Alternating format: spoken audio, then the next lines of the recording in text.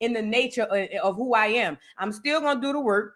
I'm still going to do what I need to do. But I keep having to remind myself when I get those people, them not my people, them not my tribe, them not the people who I'm supposed to be talking to. As well as I realize, even with the people that I'm reaching in today's time, y'all do know we all have reincarnated. A lot of us have reincarnated because we were doing this in another lifetime. Okay. That's why you see a lot of familiar spirits and all that stuff. That's why you could run across certain people's channels and be like, oh my God, I immediately like this person.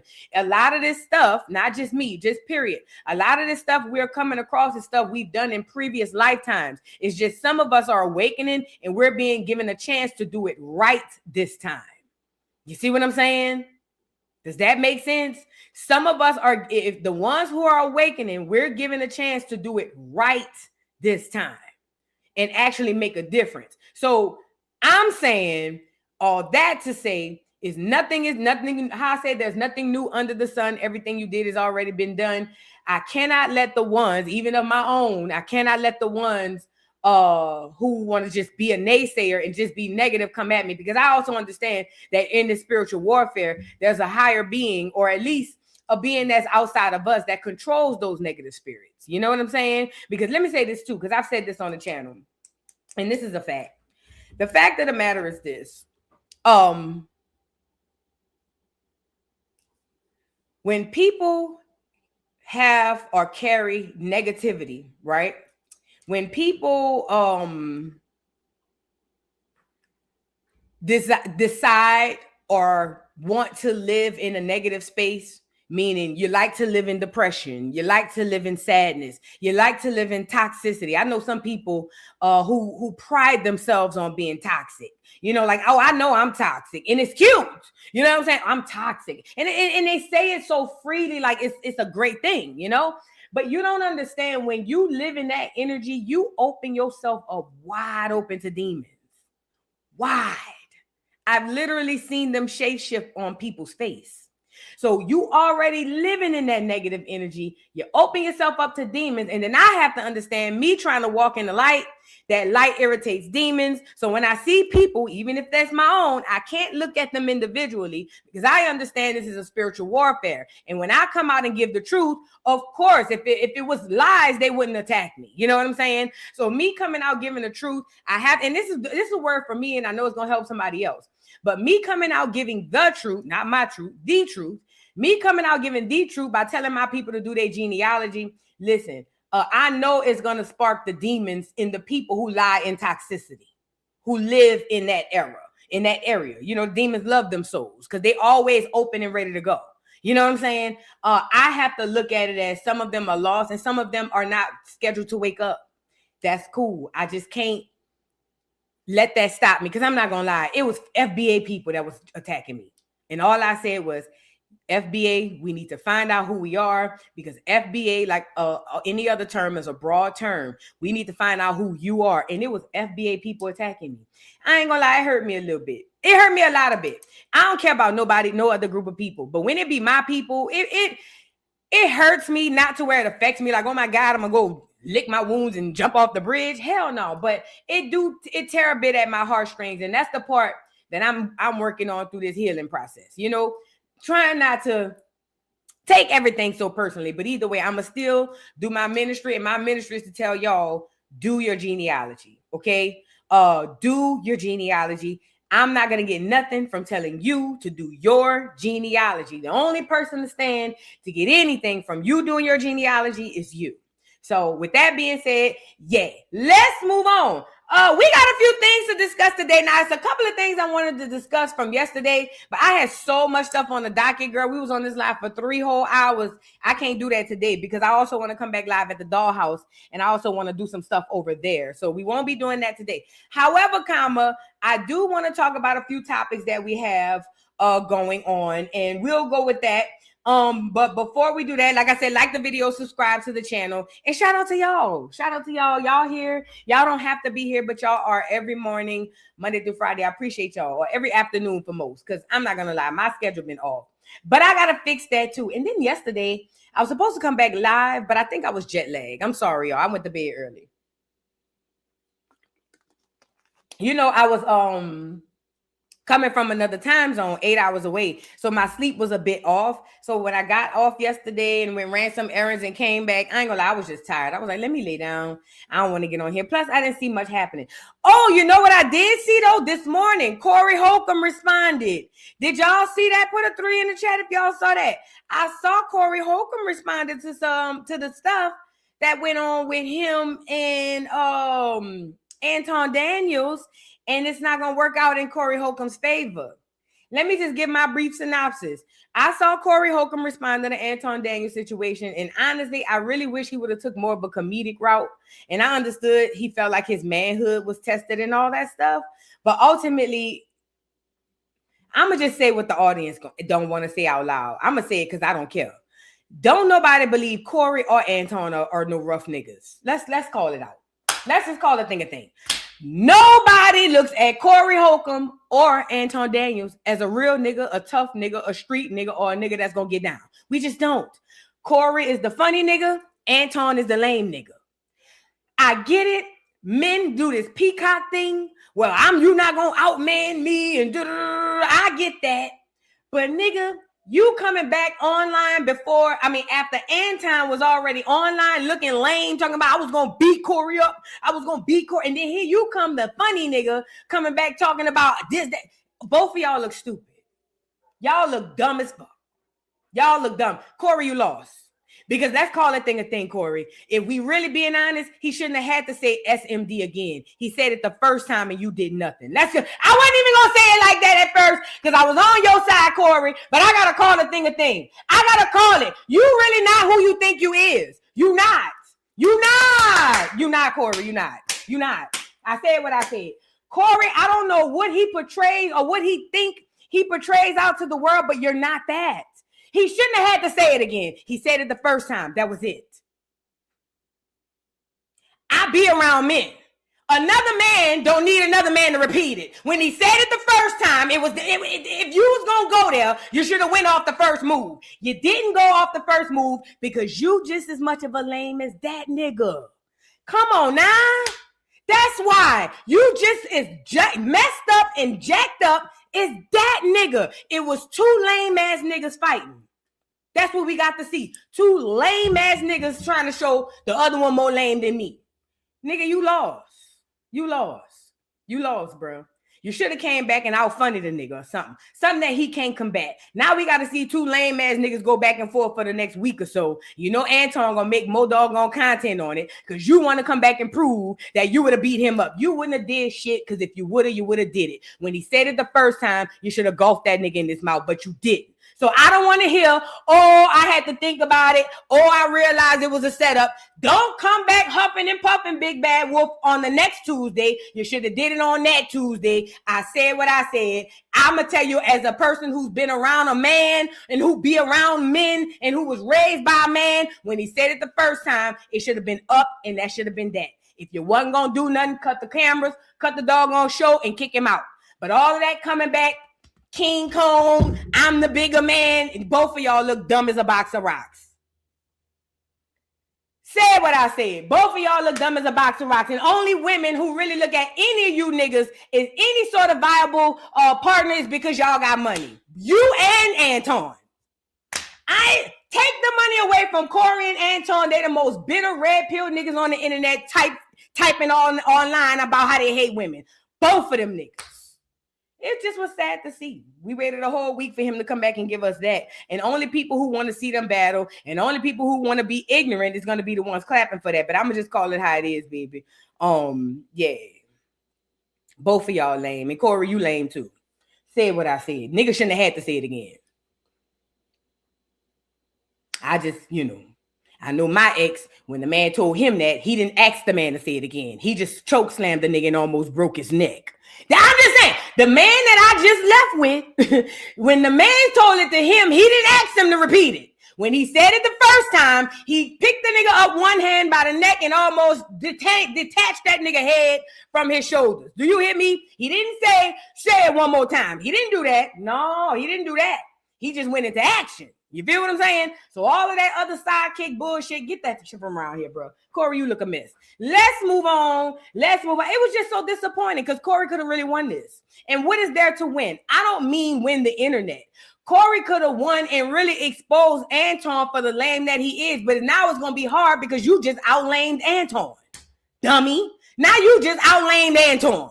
Oh, I don't care what he said because I know I'm a man.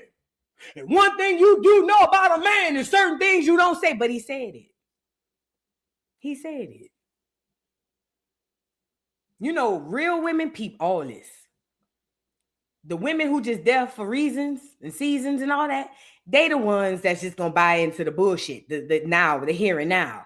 But a real woman who can see, we see. You laming in a bitch. You laming in that nigga. Quiet as it kept. None of y'all ain't want to fight. Child, let's move on. I got a few things we gonna get into, y'all. Like the video. Yeah, girl, 2 lanes. It was so disgusting. It was so disgusting. Corey could have packed Anton up and got him out the community for good, but he couldn't because all he worried about is his ego and how he feels. And it sucks. A man's pride will be his downfall. Most people's pride will be their downfall, but a man's pride. See that pride and that ego on that man? That's going to be what bring him down to his knees. You got to know it. That's anybody, period, though. That's anybody, period. And another thing, too, I've learned about real men, they don't do that. I've been around a lot of real men. They don't have podcasts. That's all I'm going to say. I'm not saying real men don't have podcasts. I know they got some real niggas on the internet. But and the ones that are on the internet, they not doing that. The real men that are on the internet with podcasts and mics and all, they not doing that. But the little questionable ones, I ain't gonna lie, most of them doing interviews and that. You know what I'm saying? And that right there tells me,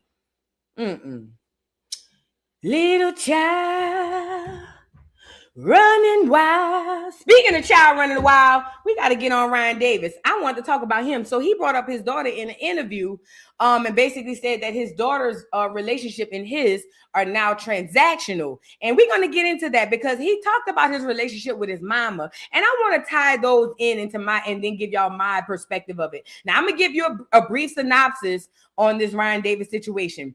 Even if Ryan believes that he's right, even if Ryan Davis believes that he's not wrong for what he said because he wasn't doing it with ill intent, at the end of the day, the very thing that you are wrong for is, Ryan, you put your daughter in danger, baby. And a father, a man who protects his family first, would never put their children in any sort of danger. The moment you mention her and put her in this internet algorithm, you have now literally changed her life for either good or bad.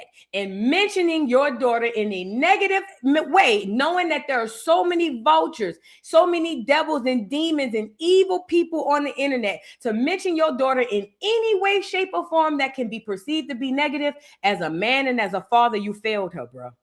You failed her. We gonna get into that. We got that. Also, we gonna talk about Huey Newton. Huey P. Newton's niece came out. Y'all remember the Tether Black Panther Party, who came out lying, talking about the extension of the original Black Panther Party? Well, the founder, Huey P. Newton from the 60s, his niece has come out and said that they're seeking legal action on those imposter Black Panthers. We're going to get into that. And then Martin Luther King. We got to talk about Mike right quick. We got to talk about him. It's time to rip the Band-Aid off.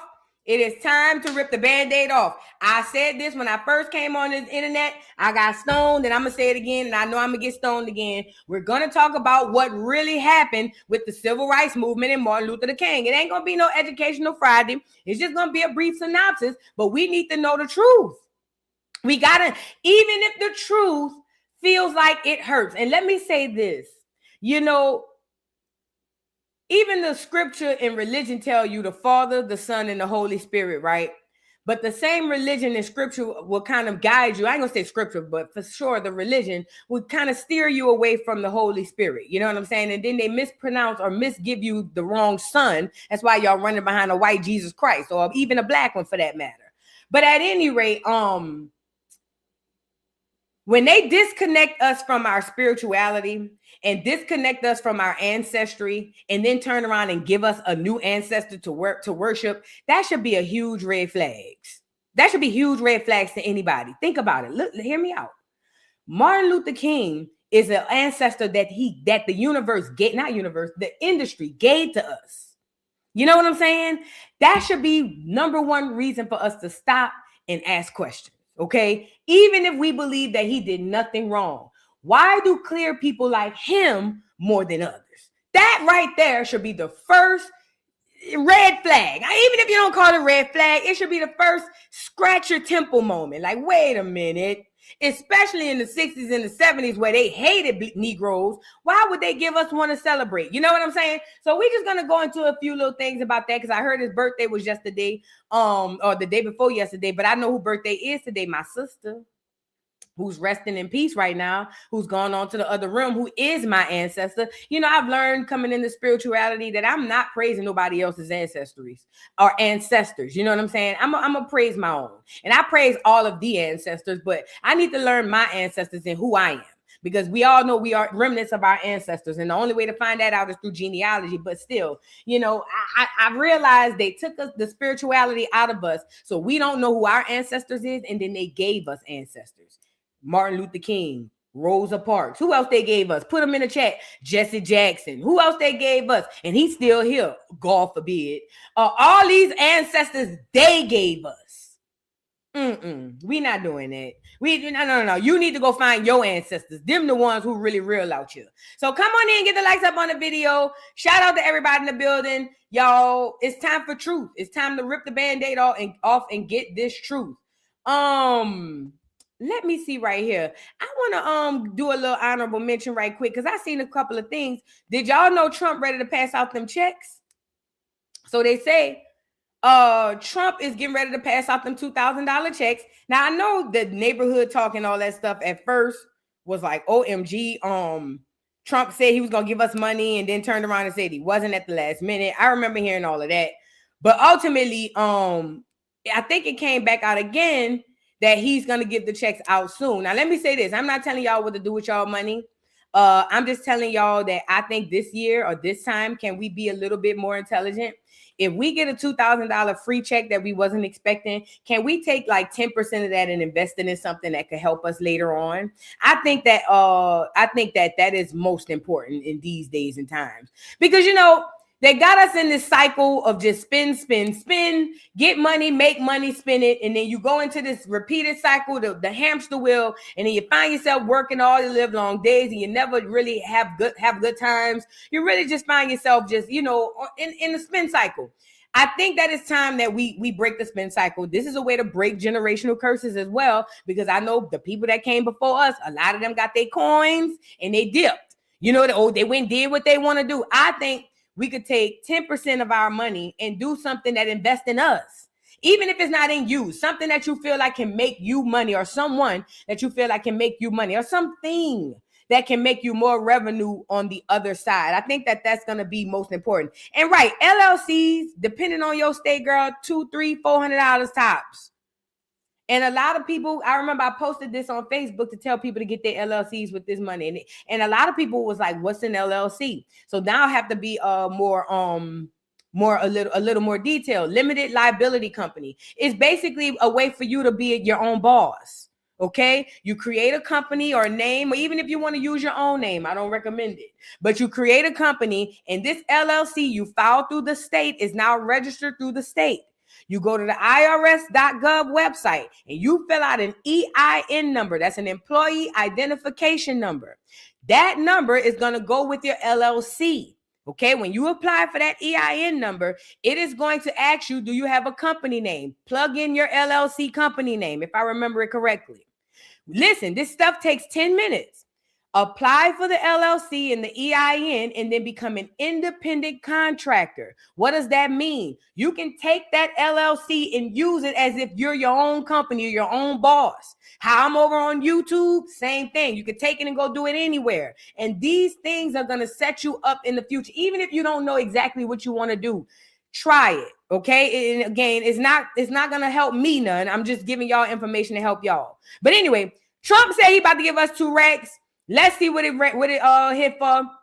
It says Trump plans to give Americans $2,000 rebate checks without Congress approval. Says we have so much money coming in from tariffs that we'll be able to issue at least $2,000 dividend. It says, I believe we can do that without Congress. So I guess a certain amount causes for Congress approval. And he's trying to say, well, since Congress is giving us crap, we just going to give y'all 2 racks. That's what I think he's saying. I don't know. Let's get into it. Thank you, Mr. President. Kevin Hassett has said that those $2,000 tariff rebate checks would be up to Congress to decide whether or not to disperse that. Do you agree with Kevin Hassett on that, or do you think you can do that unilaterally? No, I don't think we would have to go the Congress out, but we'll find out. The reason we're even talking about it is that we have so much money coming in from tariffs that we'll be able to issue at least a $2,000 dividend and also pay down debt for the country. But we'd do a $2,000 dividend to the people of our country. Would probably set a limit of, income limit where it made sense. But we will be able to make a very substantial dividend to the people of our country. I believe we can do that without Congress. Mr. President, Kevin Hassett has said that those 2,000. All right, so he's talking about the 2 racks. Somebody said he said that in December. That was last month. I was thinking about it like this too. He gave out money the last time. Why y'all doubting that he'll give y'all money? He gave money last time. Remember the Democrats were saying that the only reason niggas was voting for Trump was because he gave them money? Y'all got to stop double talking now. I'm going to need y'all to get out of our feelings so we can get into real life here. I get it. Want some of y'all on this side and some of y'all on that side. I get that. But let's just be honest, right? He gave money last time, and then the left told all black people that y'all only voted for them because he gave y'all money. Now he coming back saying he gonna give us more money, and then people saying he ain't gonna give y'all no money. Make up your mind. Make up your mind. And all the people with the negative to say gonna be the first one cashing their check. The internet is a funny place. It's a real funny place. I get it. You get to escape. You get to come on here and pretend. Grown people get to come on the internet and pretend. I get it. I don't get it because I've never done it. I've never came on the internet and became somebody I wasn't in real life. So I don't get it. But I get it in the sense of it's an escapism. I get to come on the internet and say stupid stuff that I know I wouldn't do in real life. And then people saying, well, he should give us more. What the other folks gave y'all? When y'all start demanding the same things on both sides, this is why I don't do politics. This is why I don't do people who even like politics. Y'all slower than the people in religion. I'm going to be real. I love y'all down to the ground, but y'all literally lose all capacity of your brains. Religion and politics. I hate those people. I don't hate y'all. I just hate kind of conversation with y'all because y'all don't use any logic. Listen, hear me out. Until we demand the same thing on both sides, I don't give a damn about none of the sides. If we're going to demand something on this side, we need to demand it on that side. If we're not going to demand it on both sides, then how can we be critical on either side? Let's just take the left and the right off. Take the left and the right off. If you're not going to tell the right to do the same thing with the left or the left to do the same thing with the right, then why are you even complaining? And you're waiting for your check. It's the escapism. It's the escapism. But I would really hope that we can snap out of it. That's why I tell people to meditate, ground, and all that stuff, because you don't realize when you're being controlled. You really don't realize when you're being controlled. At any rate, I didn't bring this up for y'all to bring up, oh, we hate Donald Trump and oh, we hate this one, because I don't care. I don't vote. That's y'all thing. Y'all let that shit eat you up and give you crow's feet. That's you. I'm telling y'all, he said he was going to give $2,000. He gave money before. This time, this is the reason I brought him up. This time, let's be smarter with our money. Let's take the money and find a way to invest it in something that's going to help us, because we see that it makes us blind. You know what I'm saying? To where we can't think straight. Our brains go fried. See, that's why we get the money and then we be broke.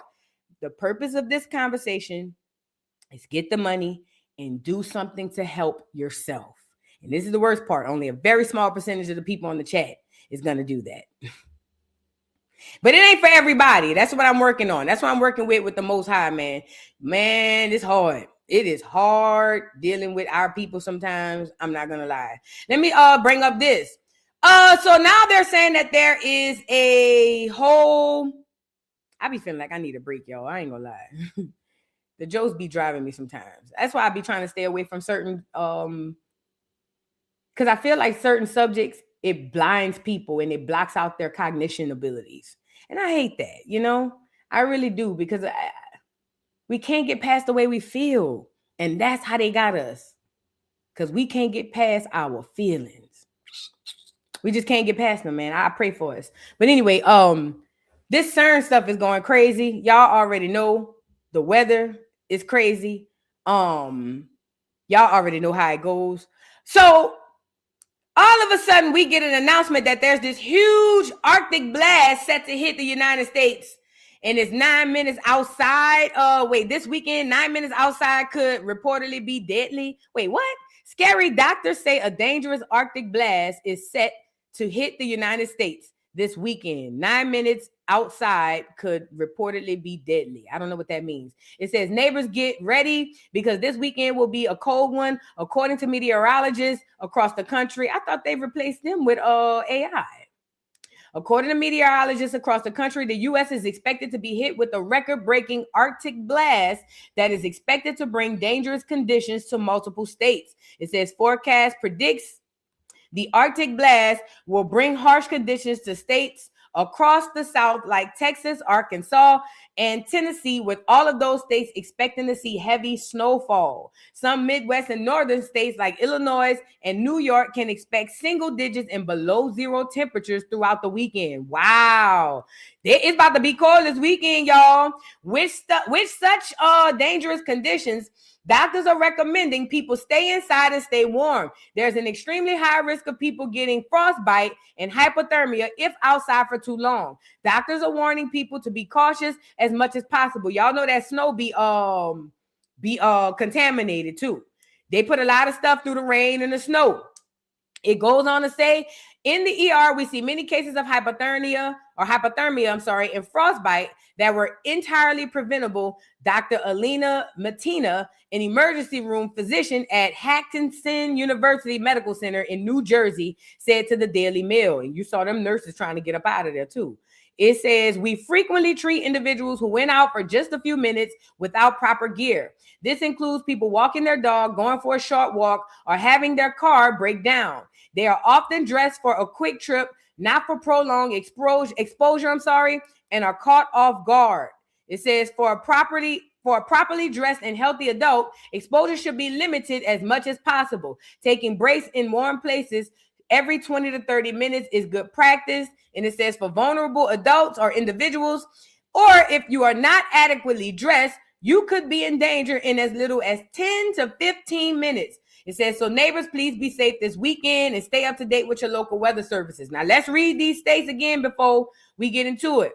Now, this is on the east side, the East Coast. Them people say, who they say? Okay, there you go. It says South Texas, Arkansas, and Tennessee. And then on the East Coast, it's saying Midwest states like Illinois and northern states like New York. Girl, that just mean the whole doggone East Coast, girl. Y'all, listen, y'all know they're making this weather up. Let's get into it. Be warm out there. For at least a couple inches of snow and enough freezing rain to lead to widespread power outages and travel chaos for days. More than 150 million people are going to be impacted by a big winter storm Friday through Monday from New Mexico to North Carolina and then up the East Coast, even through Maine. Things kick off Friday in Texas and Oklahoma, and you could see impacts to your evening commute in places like Dallas, Oklahoma City, over into Arkansas too.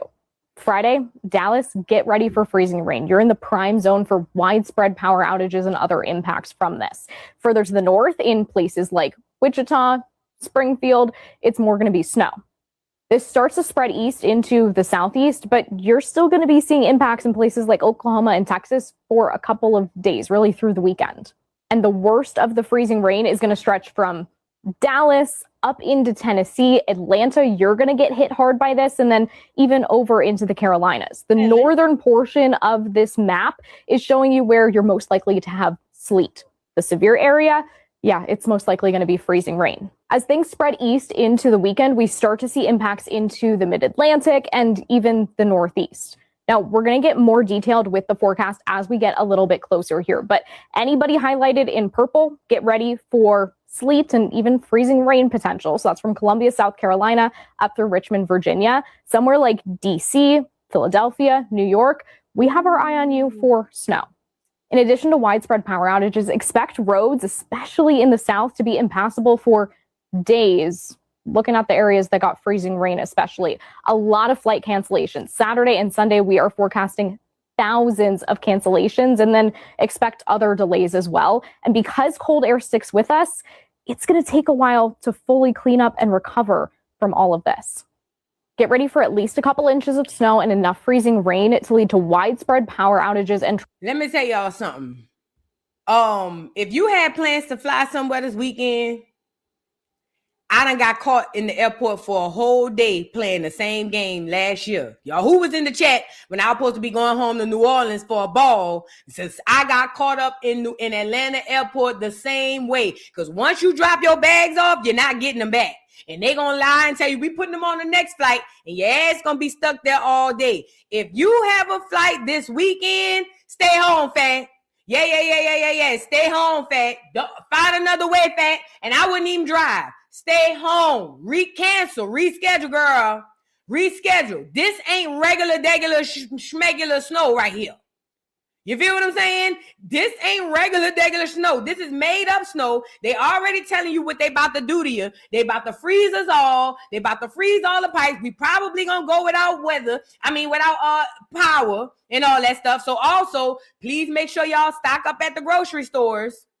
Go get you whatever you need to get, stuff that you can cook. Because a lot of places going to close. Y'all already know how it's going to go. They only going to have Waffle House open. If you work at Waffle House and you go to work Friday, fat, you ain't coming home till Monday, fat. I'm just telling you now. Because Waffle House don't close. It's certain places that ain't going to close. If you work at Waffle House, when they close them rolls, fat, bring your blanket in the cover, in a pillow. Because you're going to be sleeping in there, fat. Yes, she is. I'm telling y'all now, if y'all got plans this weekend and y'all live in these areas, just stay home, fat. Even if it don't get that bad, you'd rather be safe than sorry. This is all made up. This is all made up.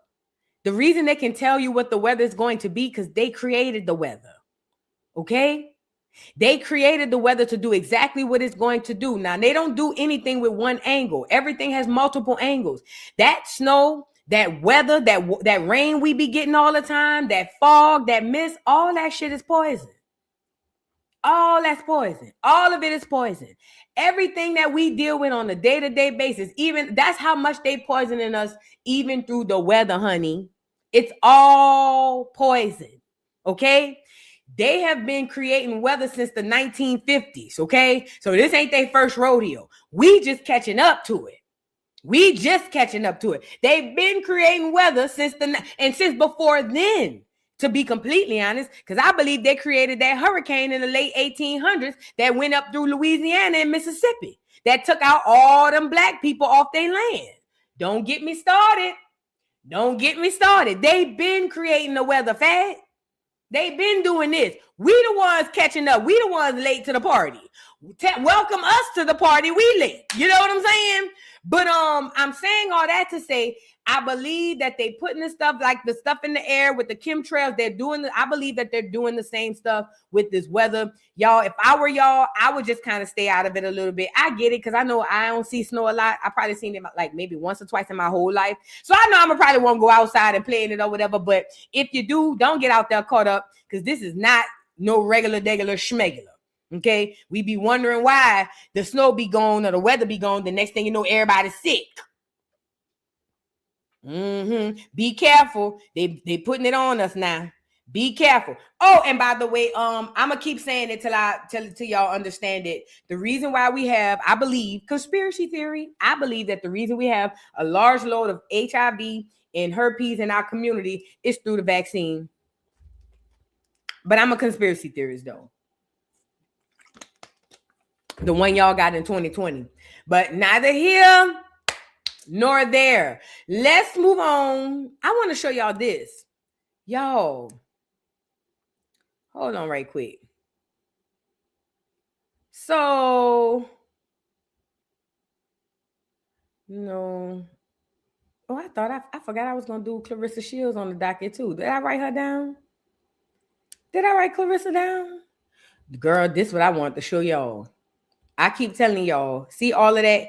Take these GLP-1s and all these celebrities that's marketing all of this crap to y'all.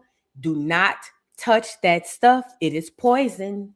All these weight loss drugs, all these surgeries, it is poison. It is poison. Now look at Vanessa Williams.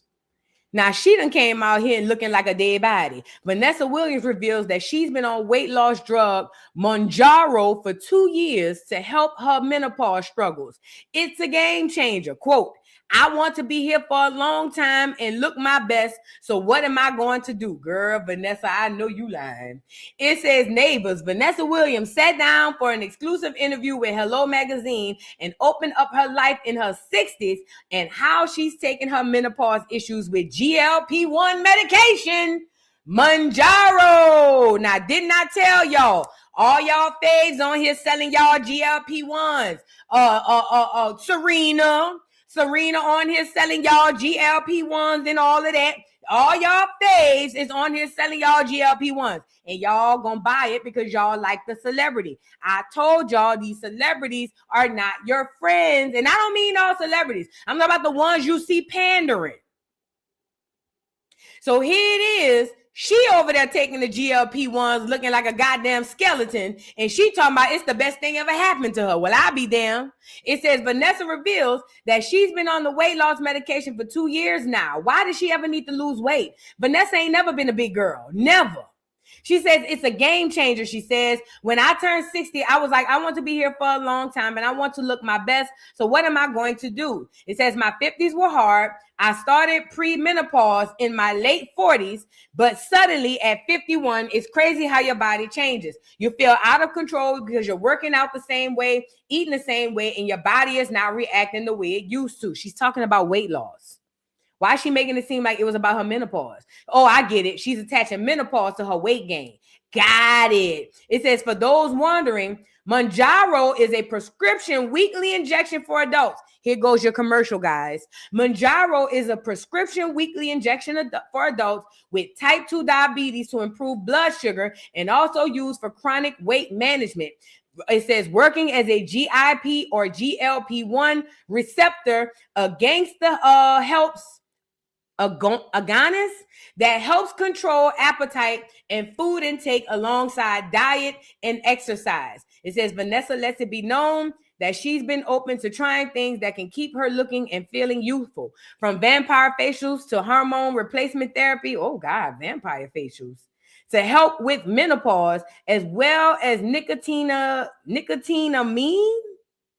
I don't know what that means. NAD to support cellular rejuvenation. Science is amazing, she said. I'm like, what's next? Bring it on. And here go Vanessa. Now, I don't want to throw stones outside of a glass house because I have taken GLP-1s years ago before I knew what it was. So when I was living in the hood, right after Katrina came, I went to move to Atlanta. And then I went back to New Orleans. And I remember back then in the hood, they had all these weight loss clinics. Duh, we all want to lose weight. So at the time, I was taking Adipax. And they introduced it, but they didn't call it GLP-1s. What they told me it was, and my duck ass tried it. Yeah, I did it. But what they told me it was for diabetes. They said, but it also helps you to lose weight. And they gave me 7 injections. And they said every day, all you got to do is take it and click it. And it goes in here and it's going to stop your appetite. So I tried it. I got my 7 days and I ain't going to lie. I ain't won't eat nothing, girl. When I tell you I was popping that shit in my belly and wouldn't eat nothing. So I'm like, yo, this worked. But then after a while, I want to say about a couple of weeks in, I started feeling guilty. Something on my inside started telling me, girl, this ain't right. I don't know how it ain't right or why it ain't right. Something about this ain't right. So long story short, I went back the 3rd week for my 3rd week of stuff. And I told the lady, I said, you know what? Instead of doing this, I'm going to go back to the Adipax, which is not better either. But still, in my mind, I'm thinking I'm making a better decision.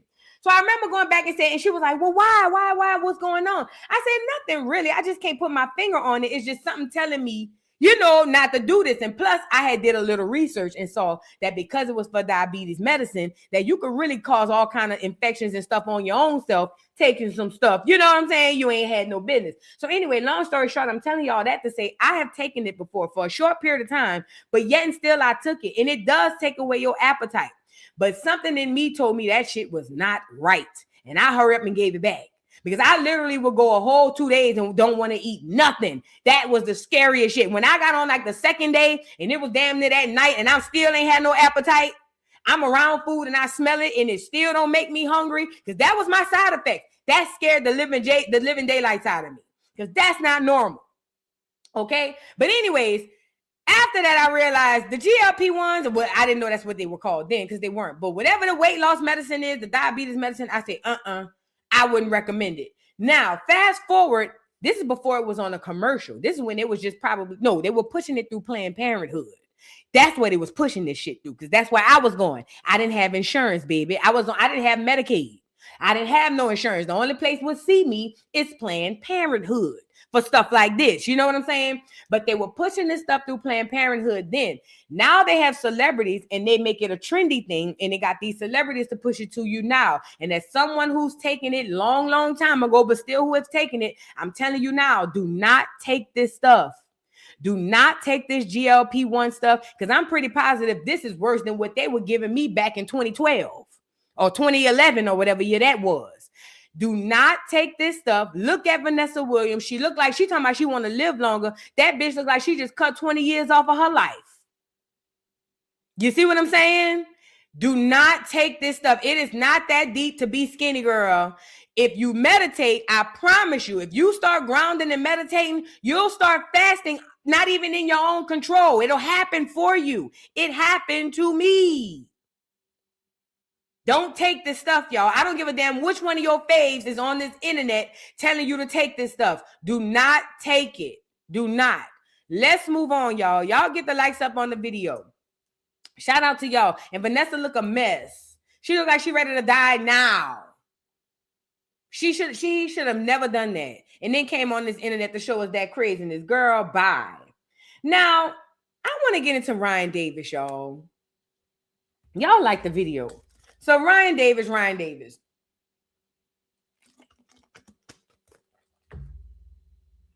Wait, before I do that. Yeah. Let's get into Ryan Davis. So Ryan Davis is a comedian from the internet. I found him on Facebook. Let me pull him up.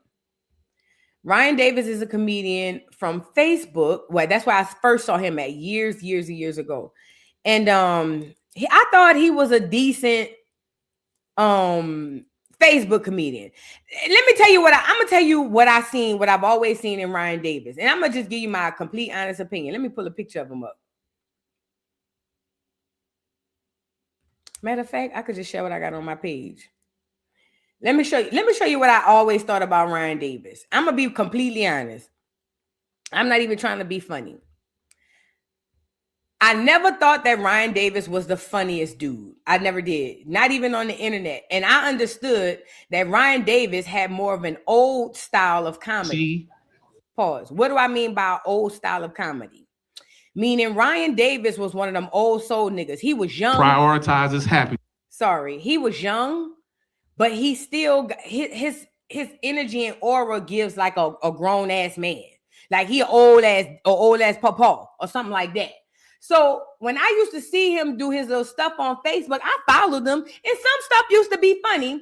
But for the most part, if I ever had to gauge him on the comedies thing, I would say about a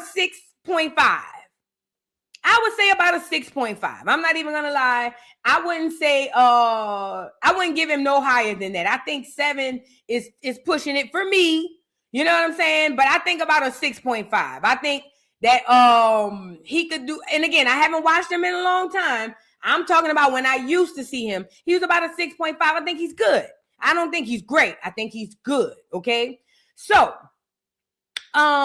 she said he on Netflix. Girl, what that mean? What that mean? You know what I mean? I'm with Tiffany. He funny sometimes. You know what I'm saying? Anyways, So Ryan Davis's claim to fame is he came up out of the blue. Well, not out of the blue. He came up on his own fruition, and he said he didn't want to go the industry route, or he's basically kind of made it seem like, they wasn't really accepting of him, which was cool on his account because he was like, I'm gonna make my own lane. I admire the hell out of that from Ryan Davis, because for anybody to see a roadblock and create their own lane, then yeah, I'm here for it. I will be behind any person that sees a roadblock and create their own lane. And he did that. And when he did that, even on Facebook and all that stuff, even with Netflix, he said he tried to pitch a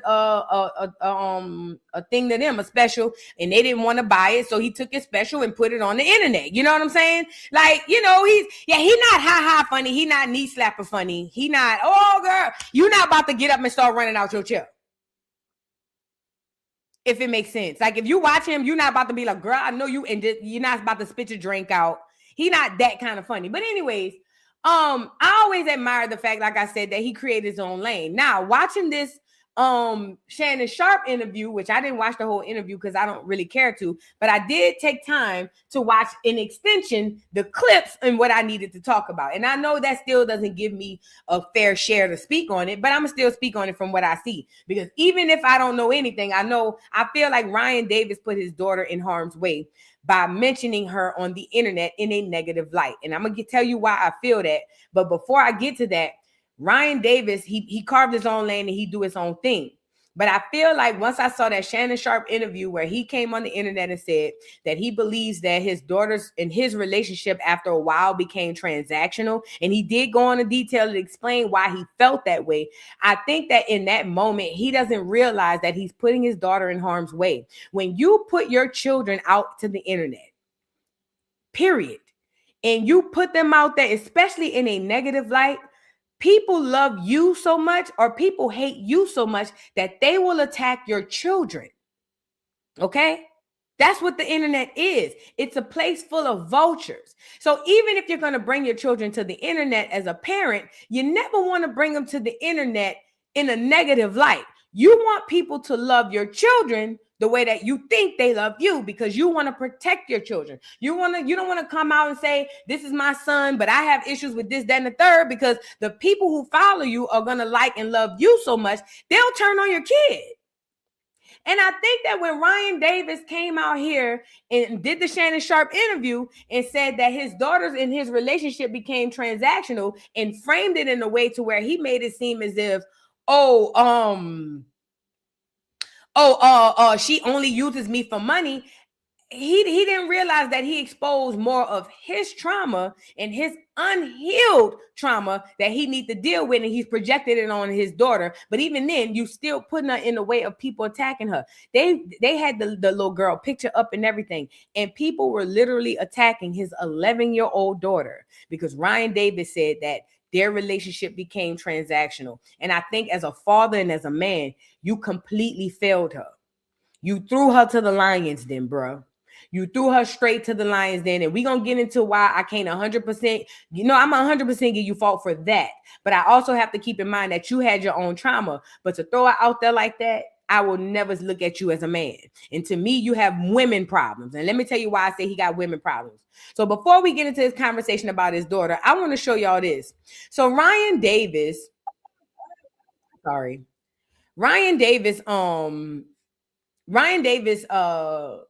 did a bit on the segment about his daughter. Okay. I mean, his mother. And he spoke about his mother. And just to give y'all a little bit backstory on his mother, and then we're going to let him talk about it, is Ryan Davis's mom was 13 years old when she had her first kid. She had multiple kids, but when Ryan Davis was born, she was 17 years old. And I want to say Ryan was the third or fourth kid at this time. Now, mind you, this is prior to a day where an elder or an older guy, would be shunned for being with a younger girl. So if his mama was 13 when she gave birth to her first kid, immediately, me knowing the times, his daddy had to be 20-something, 30-something, because that was the norm back then. Some people today, and people that's older, know that was the case. That was the norm back then, that older men dated little girls, okay? It just is what it is. So when he said my mama had her first child at 13, I said, I know the daddy was a grown-ass man. As sure as I got a nose on my face, the daddy was a grown-ass man, right? Now, this is where I came into problem with Ryan Davis. He has a lot of trouble forgiving his mother. But I have yet, and maybe because I didn't watch the whole interview, and if I'm wrong, somebody drop down in the comments and correct me. I didn't see him giving that much energy to his father for sleeping with a 13-year-old little girl and creating 3, 4, 5 babies with this little girl. Because that's what your mama was. She was a little girl, a little girl, a baby. And there was a grown man on top of her, impregnating her. I'm not saying that she's right and she should be getting passes for all the things that she did, because I want to make that clear. But I also want to add that this was a little bitty girl with a grown-ass man on top of her putting babies in her. And you still find ways to feel like, and I get it, it's very complex because these parents is something else. But I just feel like more, he could have given his mother much more grace. She was a little bitty girl, 13. She probably just got her period. Just hadn't even had an opportunity to understand what it's about. And here come this grown-ass man getting on top of me.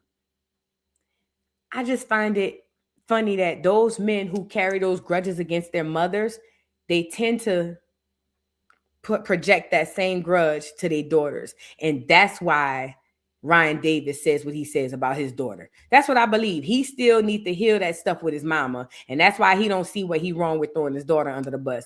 Let's get into his mama situation. So this is him talking about his mama having her first child at the age of 13. Y'all like the video. 4 years. Yes. You blame your mom for the trauma that you feel sometime in your life. Your mom had 4 kids by the time she was 19. Yes.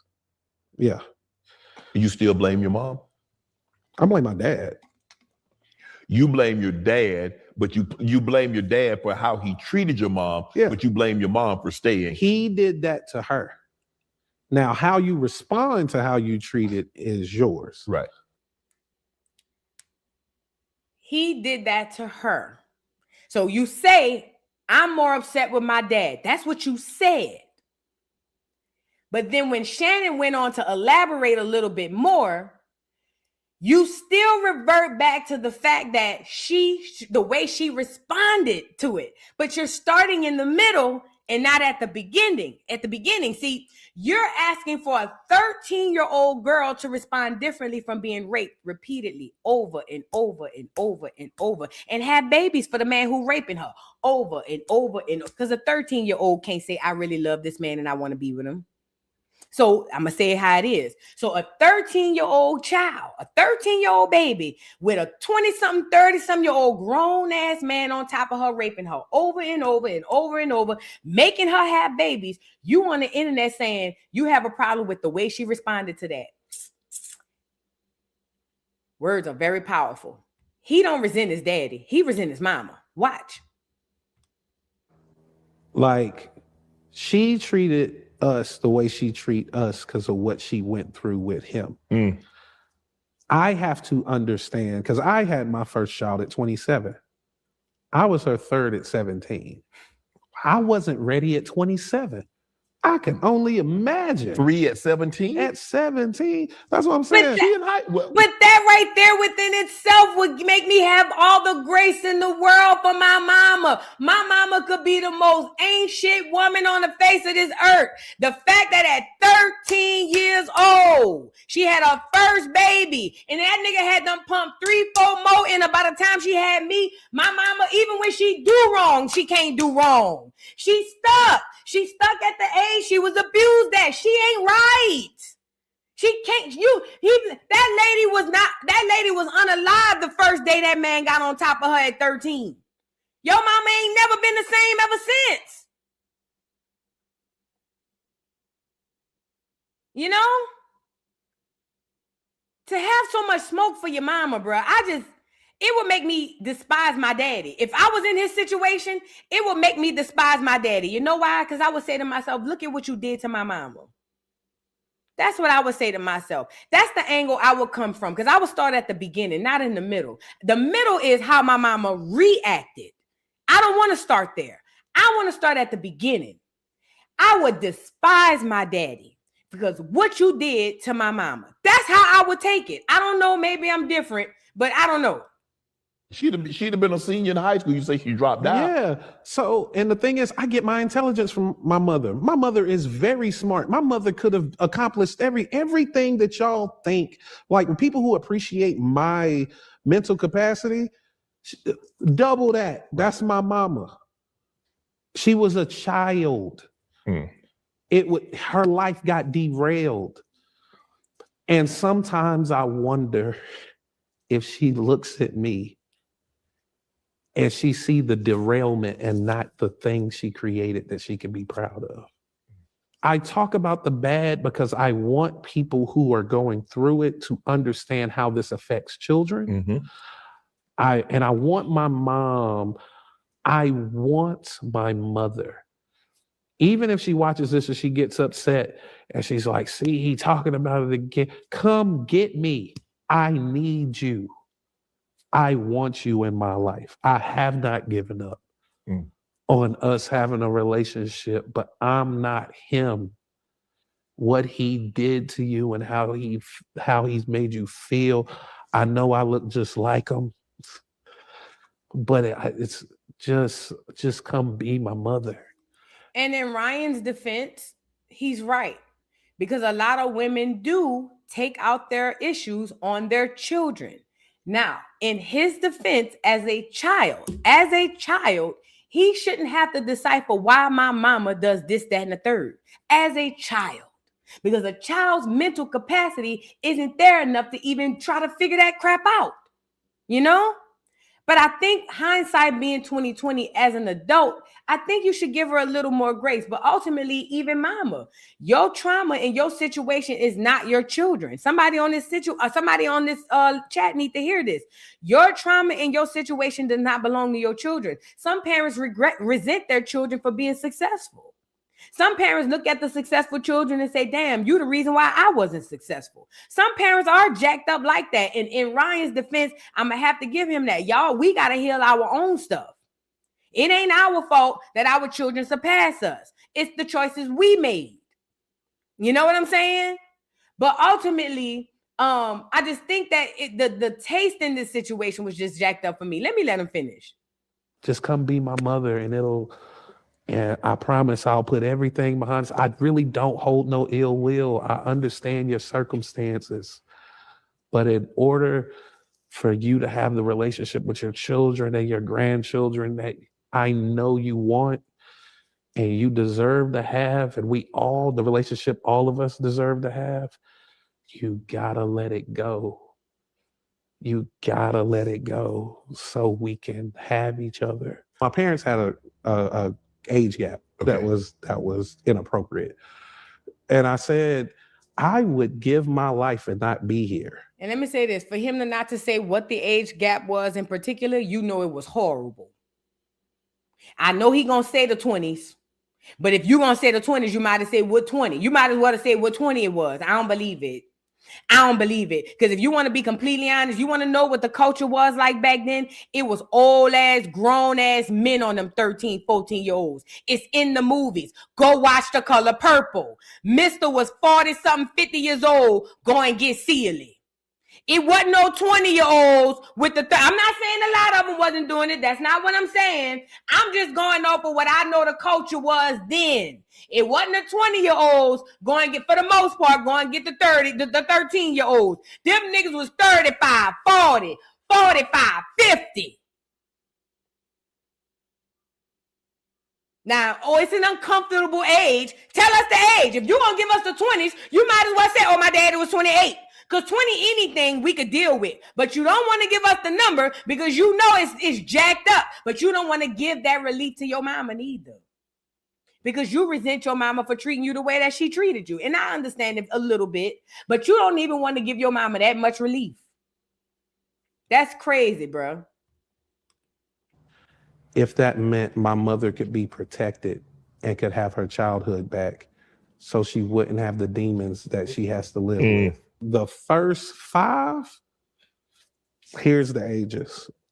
So it is, let me see, I'm 38, so Keith, 42, 39, 39, 38, 37. Wow. Pause. So that means she had a baby at 13, then 2 at 15, and maybe 1 16, then 17. She had 4 babies in like 3 years, nigga. At 13, she had like 4 kids in like 4 years. What? Your mama, if she was capable to do anything, she surpassed her goals.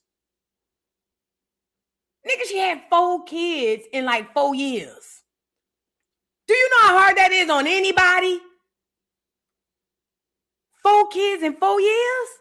And she 13, 14, 15, 16, 17. Man, watch out. Man, you gotta, So your mom probably had the first kid at like 13, 14. 13, yeah.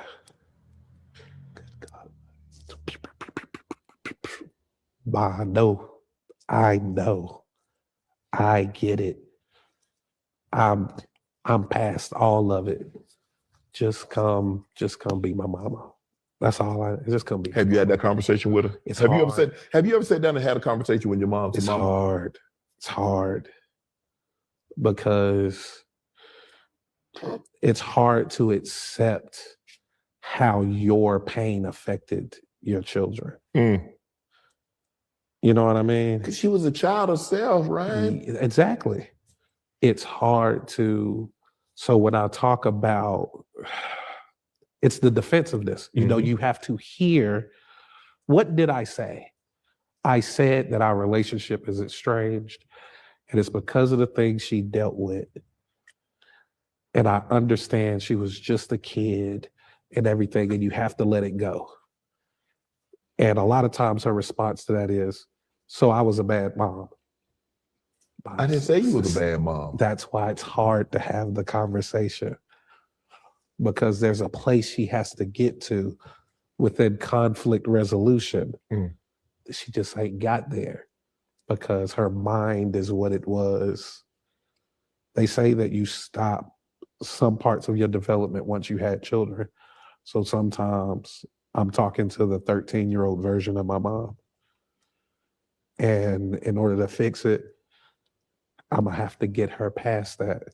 But it breaks my heart sometimes when I'm trying and it's not working. Yeah, because Ryan, you not past it. That's the problem, Ryan. You trying to heal your mama and you ain't never healed yourself. Ryan, you still dealing with that stuff you dealing with your mama. I can hear when you talk about it. I can see it all in your energy and your aura. You haven't healed. How you gonna help your mama heal? And I'm pretty positive she reads good energy. So when you come and talk to her and you pointing fingers at her, I'm pretty positive the reason y'all butt heads is because she probably looking at you like, nigga, but you this, that, and the third too. Like, Ryan is making it seem like he is healed. He just want to help his mama. Ryan has not healed past this, because I'm gonna show you how this went on to his daughter, how it bled over to his child. Ryan is not past healing with his mama. He can sit on the internet and on Shannon Sharp and make it seem like it's really all on his mama, but it's on both of them. Because really the interview should have been how your daddy found your mama. And what he did to cause the relationship between your mother and her kids to be so jacked up. Ryan is peacocking. And I think that's probably what I never really too particularly cared about him. Ryan likes to look better than what he really is. Let's call it out how it is. Ryan one of them niggas who like to look good even when things are going bad. He don't like his bad hand to show. He don't like niggas. And I don't know this man from a can of paint, but I'm telling you what I see on him. He don't like you to see a hole in his shirt. He don't like you to see any form of imperfection on him. He will windmill with his head up to show you that it's not him before he even think to put it on him. Ryan is the type of nigga, it's everybody but me. And if you let Ryan tell it, I'm healed. It's not me. It's all y'all's fault. You see what I'm saying? Let me pull my boy up. If it was up to Ryan, Ryan's whole life, I promise you, if anybody know this boy in real life, no, I ain't lying. And I don't know him in real life. I can almost put my neck on the chopping board. Ryan's whole life dealing with people been like this. It's all fault. It's all y'all's fault. Y'all messed up the family. Can't you see that? It's everybody's fault except Ryan. Everybody. Ryan, even when he do wrong, he might say, well, I can say, but Ryan ain't gonna take no lick on none of that. That's the type of nigga he is. He like to peacock. He like to look better than what he really is. Ryan hasn't healed. So him talking about healing his mama, that's why y'all keep butting heads, because you haven't healed. So how you gonna try to heal me, nigga? So I ghost when it gets hard, you know? Ooh, I can't stand you, bro. Fix that. Yeah. There's gonna be a day I you're know. not gonna have her. I know. And you're gonna wish you had. I know. Don't, tomorrow ain't promised. Yeah. Ain't nobody, he did not, because we all got an appointment that we can't reschedule. We just don't know when it is. Yeah. Don't make that mistake, man. Go make things right with your mom. That's Cold Shannon to get $50. See, I don't want to be one-sided and act like Ryan shouldn't have issues. Ryan should definitely have issues, and he should be able to talk about his trauma and what his mama did to him. That's not what I'm saying. I just feel like it was very passive-aggressive the way he set this thing up. And when I say passive-aggressive, it was more or less of on the surface. If you're not paying attention, he sounds as if he just wants things to be right with his mom. I love my mom. I just want her to come to me. I need my mom, but you don't. You resent a lot of things from your mama. You resent a lot from her. And I'm not saying you're right or wrong to resent her, but I would prefer you to just come out and say that. All of this peacocking on the internet, like, oh, it's just my mom and I just want my relationship with her. That's bull crap. He resents his mom for a whole lot. A whole lot. And because of that, every time they meet, they're going to do this. Because the mama gonna feel like, well, I did all I could, even though she may not want to take responsibility for things that she's done. She's gonna feel like, but you throwing stones in a glass house because you did this, and they're gonna continue to do that. They probably just alike too. You know what I'm saying? But Ryan think he's slick. We not gonna look at you as the Bill Cosby of this new comedy shit. Because it gives me that's what you want to come off. Ryan wants to be the good, clean black comic. You know what I'm saying? Who just stands on stage. He does his jokes. I'm not saying clean as far as his material. I mean clean as far as his image. You know, he want to be the good, clean nigga. You know, spook that sat by the door. But we can see right through you, Ryan, bro. We can see right on through you. Now I want to move on to his daughter. So now this is where he lost me. Ryan has a daughter, 11 years old. This is how, when you don't take care of your relationships with other people, how it literally helps to breed or will breed over into your children. It is imperative that we heal and break these generational curses. Because if you still ain't dealt with what happened with you and your parents, you're probably going to project it onto your children. That is exactly what Ryan Davis did. Now, because Ryan Davis has not truly healed anything with his mother, he subconsciously views his daughter the same way that he views his mother. Hear me out. Now, a lot of y'all don't know this. I have a degree in psychology, so I am talking a little bit about what I know. Okay? Now, Ryan has not come to terms with the trauma that he's dealt with his mother. Because he peacocks that situation and makes it seem like it's her, when it comes time to deal with his daughter, in his mind, he's tricked himself to believe I'm the victim. So much so, even his daughter is a problem. Now, if he has an 11-year-old daughter, whatever relationship he has with his daughter is completely contingent upon whatever the parent decides the relationship is going to be. Why? Because a child doesn't make any decisions. They don't get to say when they're going, how they're going, where they're going, and what they're going to do. All of that comes from the father or the parent. So any relationship a parent has with their child, most if not all of that relies or lies on you as a parent. Even if you allow the child to make their own decision, it still falls back on you because as the parent, the decision falls on you.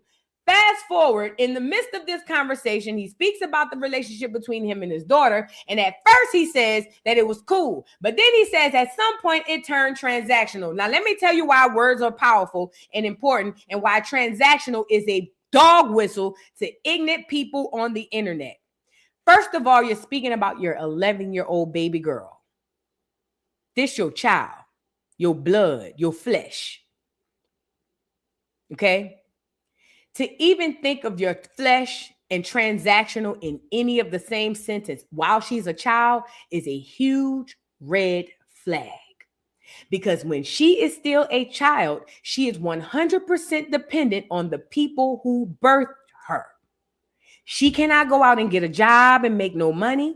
She cannot move out the house and say, you know what, I'm going to do it on my time. All she has and everything that she will have during this time in her life comes from her parents. So to look at you doing anything, rather you going far and over and beyond or you doing the least, to look at any of those things as transactional tells me that you view your daughter as a grown-ass woman. And the reason you probably view her as a grown-ass woman, because you still have unhealed trauma from that other grown-ass woman, your mama.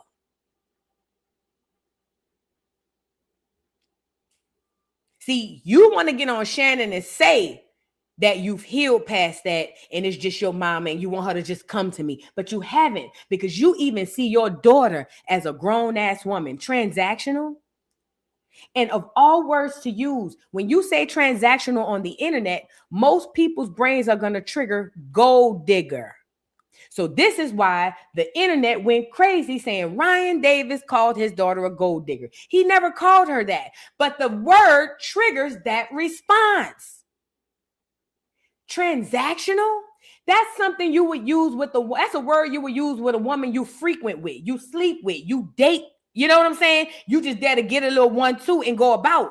But your daughter in the same senses as transactional, you put a target on her back. You took her from being an innocent 11-year-old. When you say the word transactional, she just turned from an innocent child to a grown-ass woman out here attacking men. Because that's how the subconscious of the internet people are going to take it. You said the relationship between you and your daughter is transactional. In their mind, she using you. And if she using you, she don't have your best interest at heart. Mind you, she's 11 fucking years old. 11, my nigga. 11. She's not 19. She's not 25. She's not 35. She's 11.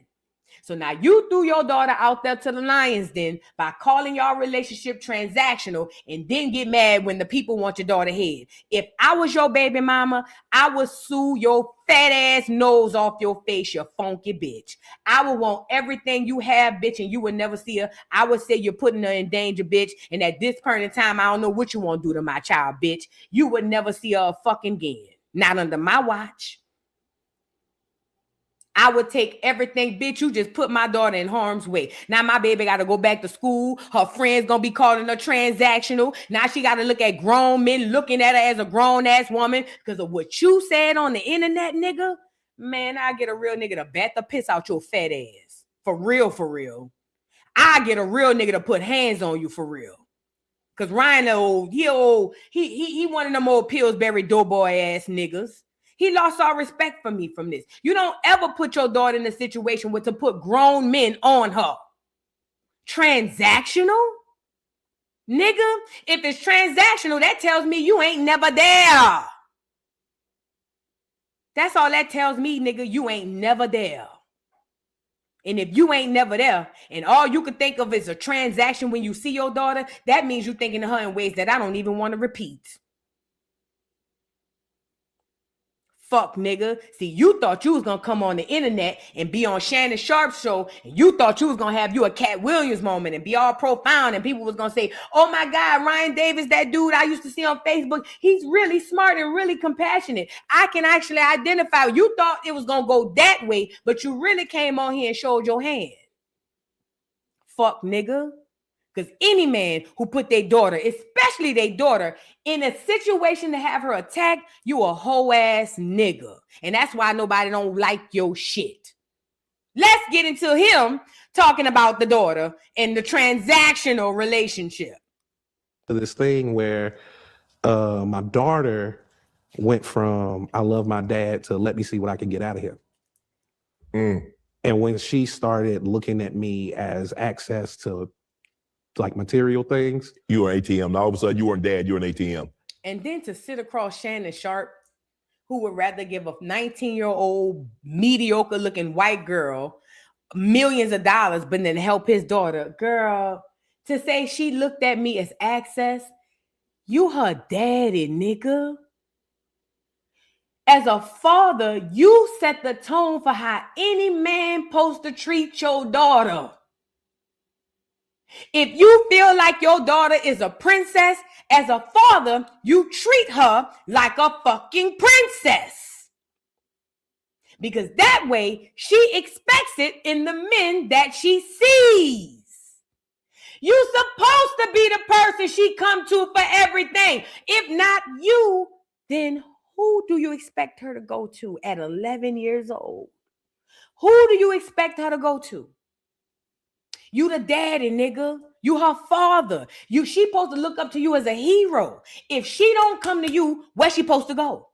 And this is a genuine question. If she doesn't come to her father, where is it she supposed to go? You say you do well in comedy. Your daughter asking you for shit shouldn't even flinch on you. Because unless she asking you for a $100,000 car, she's 11, my nigga. Ryan Davis ain't shit. That boy ain't shit. He think he's slick, but I see right through your ugly ass. Broke me.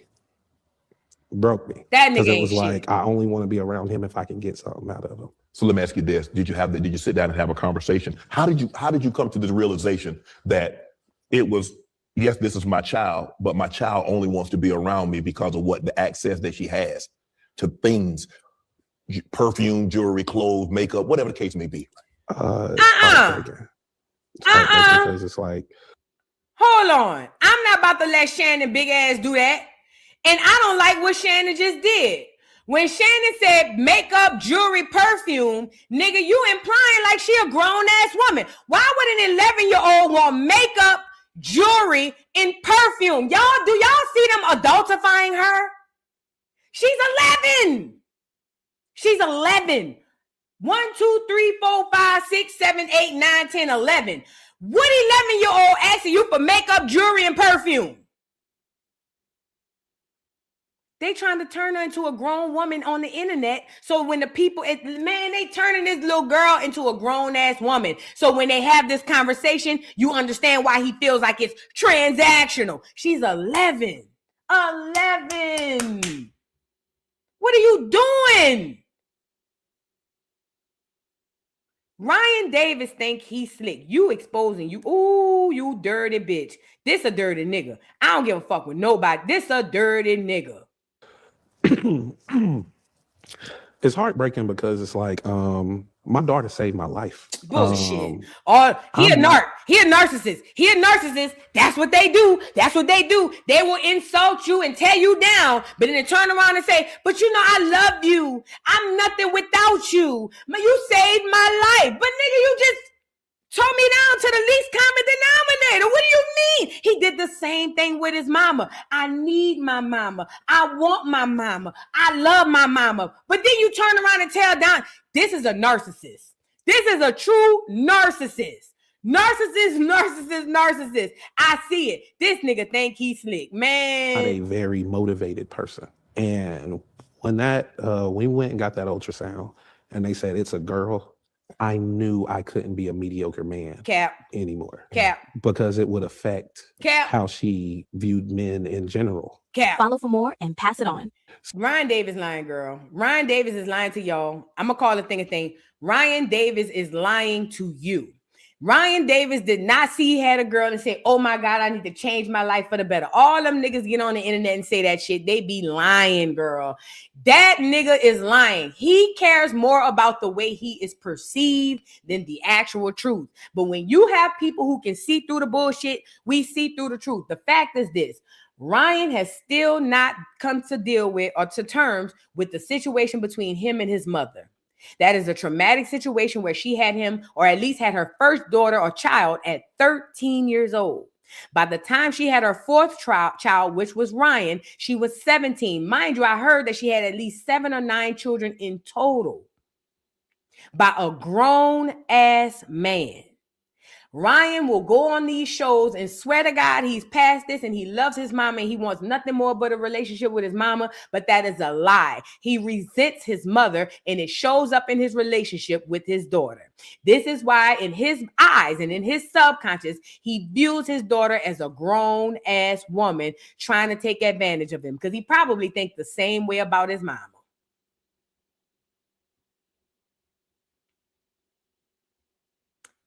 Yeah.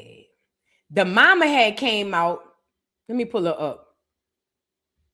So the from I don't know if this is true, but I had seen something that saying Ryan Davis' baby mother came out and said something about this whole situation. Because let me tell you something. As a mother, she should. She should. Because nigga, you really threw my daughter under the bus. All to do what? You know what I'm saying? Hold on, let me pull her up. I had found it on. Hold on. Y'all like the video. I know it was on Facebook. Ryan Davis' daughter. Let me put it up like that. So after he came out with this whole bit about the little girl, and I didn't even want to share the one with his daughter's picture on there, because that's another thing. The little girl picture went viral because obviously the interview part went viral. And when the little girl's picture went viral, it messed around and the baby mama had to come out and say, let me see, I might have saved it. The baby mama had to come out and say that she have to protect her baby because her baby getting harassed. Girl, it's ridiculous. Fat ass nigga coming out here with that stupid ass shit. Ryan Davis.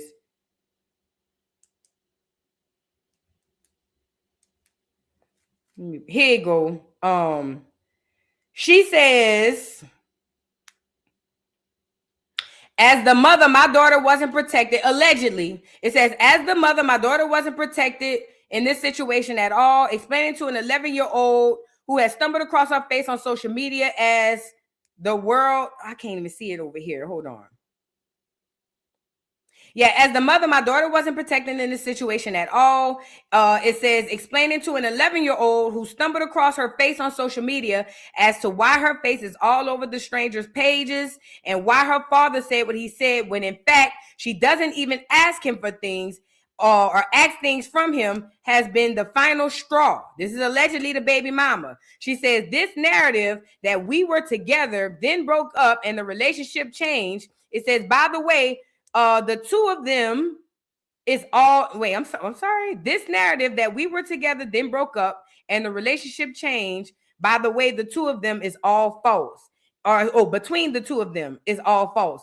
It says she was 3 and he moved away and we never lived together. This entire thing has been very hurtful and traumatic for my daughter. I never ask or I never say anything, but when it comes to my kids, I will always be vocal. Now, allegedly, that's the mama, and that's what the mama had to say. I don't know if that's true, but what I will say is this. Regardless of if Ryan Davis felt, which I don't believe, if he feels like he just wanted to tell his story and be honest and be vulnerable, you still can do that without putting your children in harm's way. But for you to even put your daughter in harm's way by saying anything about her negatively, she's a child. She's 11. It'd be one thing is if she's 25 now and we talk about what she did when she was a child. She can defend herself at 25. Even at 18, she could defend herself, which I still wouldn't recommend. She's 11 years old. 11. And you just threw her out there?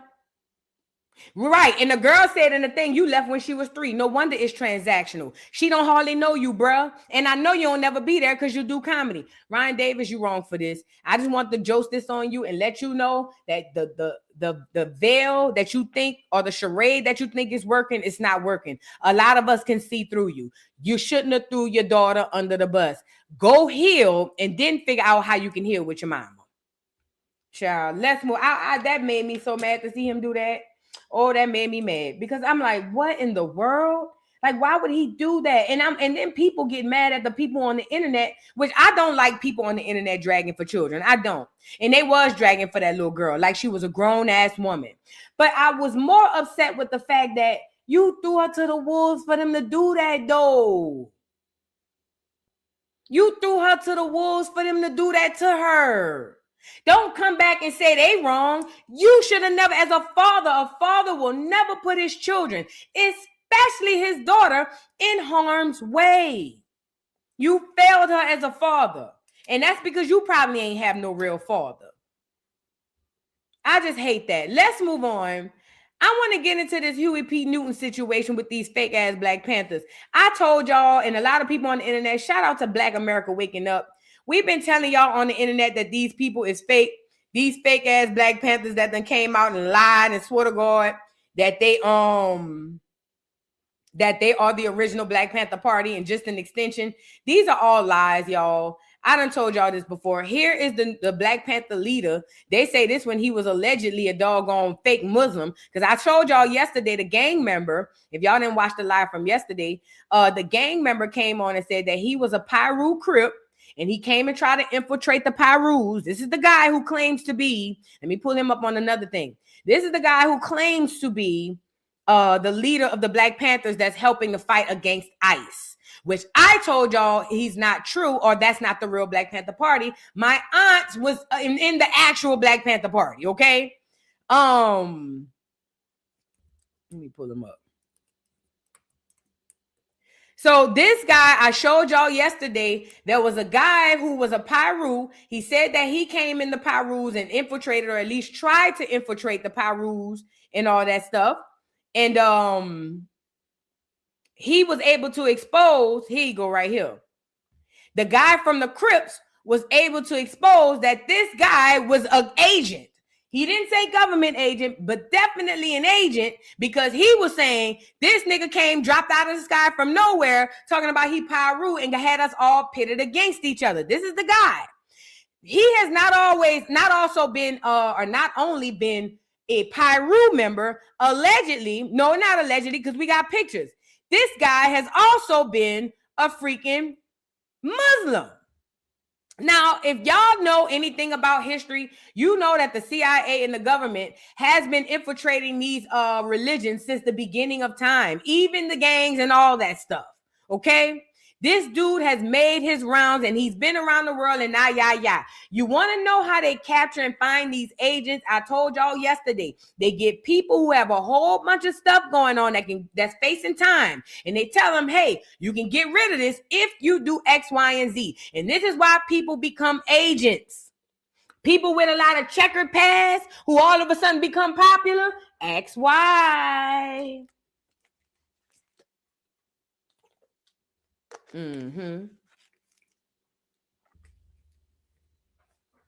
He's a CIA agent, okay? This is what the people been saying. Now, we've all been saying that we don't know who this fool is. He done came out, and then quickly, as soon as he came out, thank God we are in a delineation spirit, because we were able to figure it out that he wasn't one of us, and we found out he's a Puerto Rican Tether. Okay, and the reason why he's a Puerto Rican Tether is because the Black Panther parties were for us, Black America, and by us. I'm not saying that they didn't exist in Puerto Rico. I'm not saying they didn't exist in other places. What I'm telling you is the party was for us. Okay, and all these other people that's coming in later, they are cosplaying doggone agents. So now, fast forward. Do y'all recall Huey P. Newton? Huey P. Newton was one of the founders of the Black Party, the original Black Panther Party. Let me pull him up. Huey P. Newton was one of the original founders of the Black Panther Party, and there was a whole bunch of stuff that went on with him being arrested and people with the whole Free Huey Newton movement. Sorry, I'm trying to say it all at once. Here you go. He has this infamous picture here. From the original Black Panther parties. If we gonna be honest, because I'm telling the whole truth, I don't know which one of these niggas was agents. Let's call it how it is. The Black Panther Party was so heavily infiltrated, it was ridiculous. I don't know if Huey Newton was an agent. I don't know. I'm not saying he is. I'm just saying with all we know, I have no idea. Okay. At any rate, he had a whole Free Huey movement. Okay. And everybody was wigging out behind Huey P. Newton because he was the founder and he came out with a lot of the concepts and he was in the hood. You know what I'm saying? They say Bobby Seale was. I know at least one of them niggas. I know who wasn't the one who they killed, Fred Hampton. Hampton, that's his name. I know the one who wasn't Fred Hampton, because they killed him. That's the one I know. All the rest of them niggas who stayed alive, I ain't gonna lie, I'm squinting my eyes. I'm not gonna lie. The one we know for a fact wasn't the agent, they got him up out the paint. So everybody else is up the question, okay? Anyway, so here's Huey. We all know him as the freedom fighter and the guy from the Black Panthers. Well, his niece, ever since she saw that these Black Panthers are coming out, cosplaying like as if they are, her people, she says that she's taking action to stop this. Now, here is allegedly the niece of Huey P. Newton. She says she's an author. She's got books and everything, and she is taking action because these people cannot be playing with her family's name. And this is why genealogy is important, y'all. Because again, they got us worshiping everybody else's ancestors. You'd be surprised to find out who yours is. Do your genealogy, okay? Do your genealogy. Let's get into her responding. I'm going to try to make this video as calmly as possible. My name is Maisha Newton.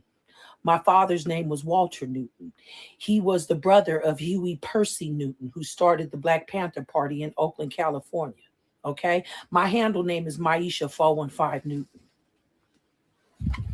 If you don't believe me, we just came out with the second book, The Roots of the Revolutionary Suicide. This is the roots of Huey P. Newton, okay? That's my father, okay? These are our grandparents, okay? There go Huey right there, okay? I got birth certificate, paperwork, and a whole bunch of Newtons who are ready to listen. This goes out to the Black Panther Party, the new United Black Panther Party. Y'all heard when she said I got paperwork and birth certificates? You do know that's all that is a genealogy. All she's saying is, I have my genealogy. I can prove to you that I am a direct descendant of Huey P. Newton. That's the same genealogy I tell y'all to do every day I come on here. So when she said we got birth certificates and papers, all she's saying is, I got my genealogy. That's all it is. That's all it is. So I got full proof. I'm not just talking out the side of my neck, nigga. I got documentation. That's all she is. That's all she's saying. There go Huey right there, okay? I got birth certificate, paperwork, and a whole bunch of Newtons who are ready to listen. This goes out to the Black Panther Party, the new United Black Panther Party, whoever's out there protesting with these Somalians. I'm about to get a cease and desist order against you, and I'm about to sue you because you guys you are not going to defame my uncle's name like that. We're not doing that. See you in court, bitches. So that was Huey P. Newton's niece, along with her genealogy, showing, hey, y'all, I ain't about to play with you niggas, okay? As she should. This is why genealogy is important. And you saw she held up a book. She's writing a book about her family. Y'all got family that need to have books written about too, but y'all don't know who these people is. This is why genealogy is important. You'd be surprised who you find in your own lineage. Somebody out here need to hear this. You'd be surprised who and what you'd find in your own lineage. You be done found out your daddy created the whole city, your great-granddaddy. You see what I'm saying? Go and search your genealogy. We all done something around here. We don't have onesie, twosie heroes. We are all heroes in some capacity. Now, I love the fact that she came out and said that they're ready to take legal action because that's the only way this thing works. It's not by just saying, I'm this. You have to have documentation. She's ready to take legal action, and I hope that she is successful. Now, the gag about it is, I think the reason why the CIA was able to use the Black Panther Party as a cover-up was because they was the ones who created it.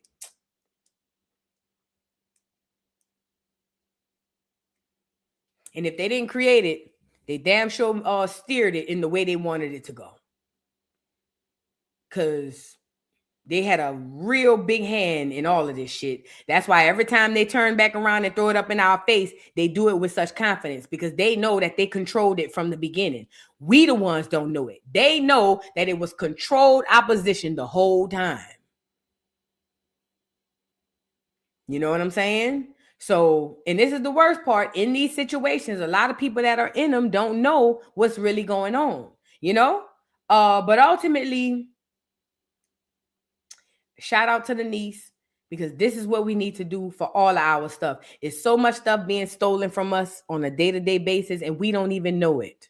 We don't even know it. You'd be surprised you do your genealogy and find out your aunt freaking created toilet paper. Now you got a whole patent you can go after and go get. You know what I'm saying? Do your genealogy, and shout out to Huey P. Newton's niece for coming out and showing y'all how genealogy works. FBA, I am not your enemy. I am your friend. But for those of y'all who want to windmill, you're going to windmill by yourself, and I'm going to leave your ass in the dust. Let's move on. Now we're going to move on to our last one, Mike, Martin Luther the King. Okay? Now, let's rip the Band-Aid off. The civil rights movement was not what you thought it was. I repeat, the civil rights movement was not what you thought it was. You were taught in kindergarten that the civil rights movement was about us being equal to everybody in the world and getting our freedoms of religions and all that stuff.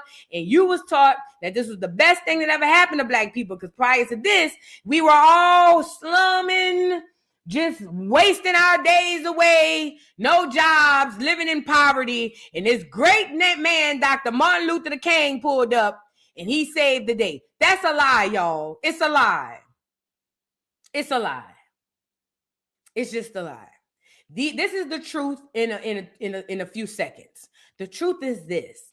When the Clears came over here, plus the Negro Peons, because he is one as well, when the Clears and the Negro Peons came to America, they came to conquer. They came to conquer. Well, how old girl say, I came to win, to fight, to conquer, to rise. That's what they came to do. They came to do all of that.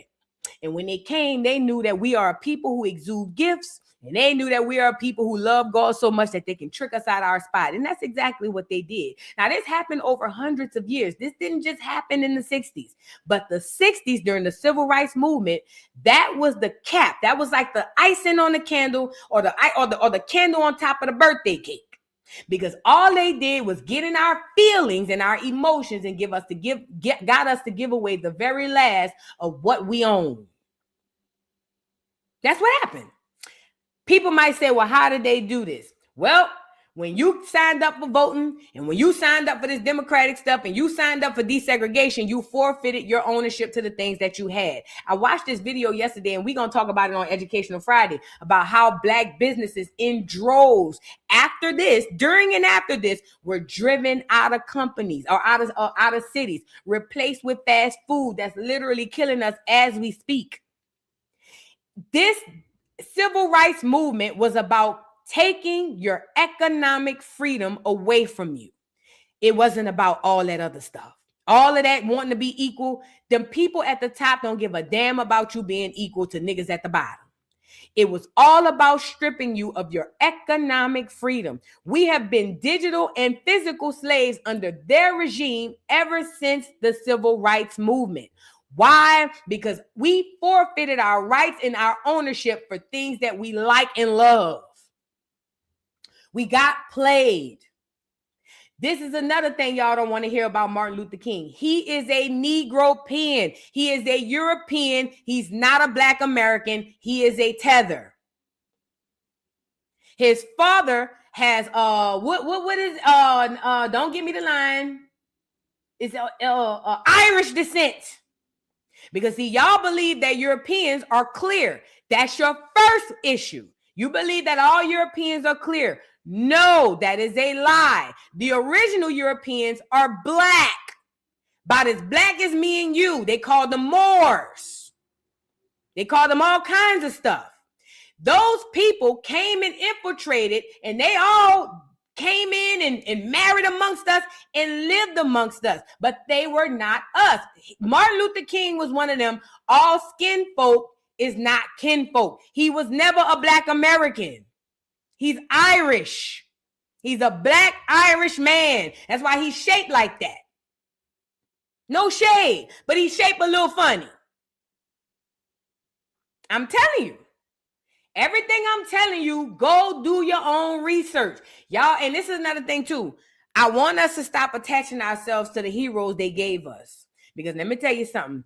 If you keep attaching yourself to the hero they gave you, you're going to realize why they gave them to you. You're going to realize why they gave him to you. Martin is not who you thought he was. Now, I will give him this. Toward the end of his campaign, he did come out and say, I fear I led my people into a burning bush. But it's almost like you coming in my house and robbing me of all of my goods and then coming back and saying, my bad. Nigga, what? Are you insane? What you mean, my bad? You done already robbed me. You've already taken all that I have. What do you mean, my bad? That's what he did. I'm not buying it the way that you guys buy it. And I get it because I see it all the time. We're going to play it. I see it all the time. Oh, well, he did say that he led his people into a burning bush. He did say he was. I don't give a damn what he said after he screwed us over. This stuff is not what you think it is. And the reason why you have so much affinity to Martin Luther King, because you don't know about your own people. Martin Luther King was not one of us. He just wasn't. Matter of fact, just for the people who feel like I'm just talking out the side of my neck, even Wikipedia tell you that, and they be lying about everything. Hold on. Even Wikipedia tell you that. And they lie about every damn thing.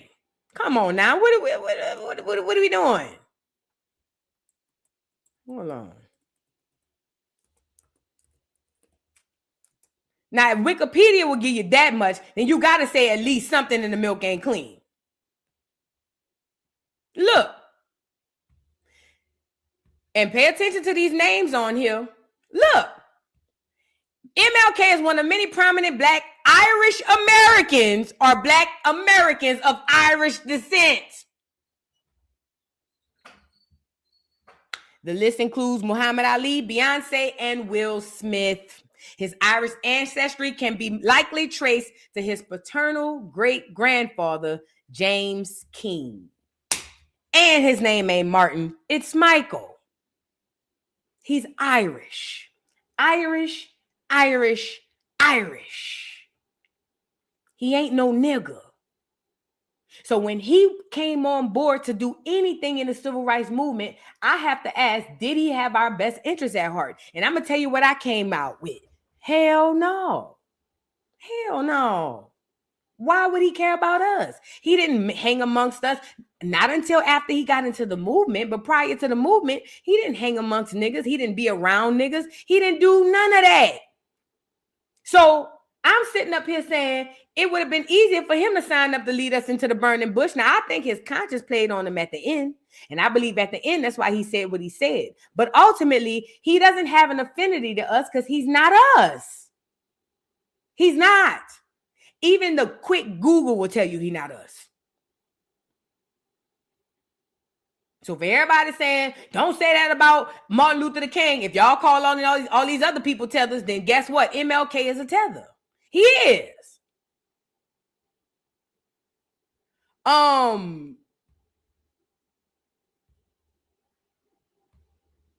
We got played by this fool. And his family, by the way, too. But before we get into that, I want to show y'all. Hold on. Did I share it? Look at this. Even in this picture. Now, I learned when I was studying the Ruby Bridges stuff, and we found out that Ruby Bridges was also a paid actress. Are y'all really ready for the conversation? Because everything you think you know is a lie. Yeah, Ruby Bridges was also a paid actress For those in the bike who didn't know. You know, I don't know who Ruby Bridges is. That's the little girl who went and integrated the school in New Orleans.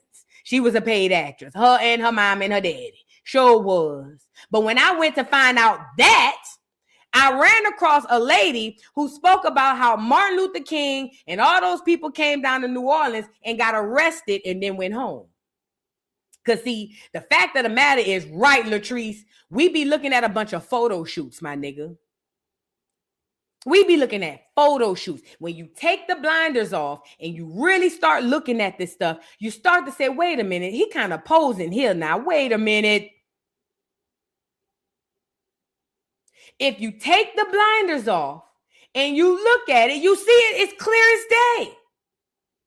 Clear as day. The fact of the matter is Martin ain't spent a night in Anne's cell that he allegedly was arrested saying that he went to jail with. He had a clear ghostwriter who was Jewish, who wrote the speech, I Have a Dream. And I don't want people on here saying, but Voodoo, it's okay for him to have a ghostwriter. All speeches have ghostwriters. Not when the ghostwriter of the speech is the direct enemy of the people they writing the speech about.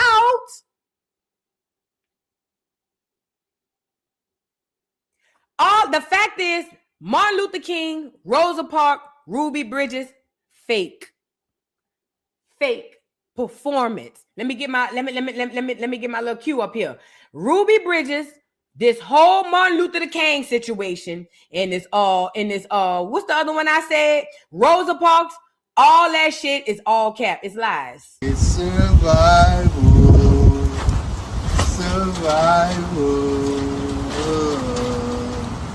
I guess somebody lied. Smells like somebody lied.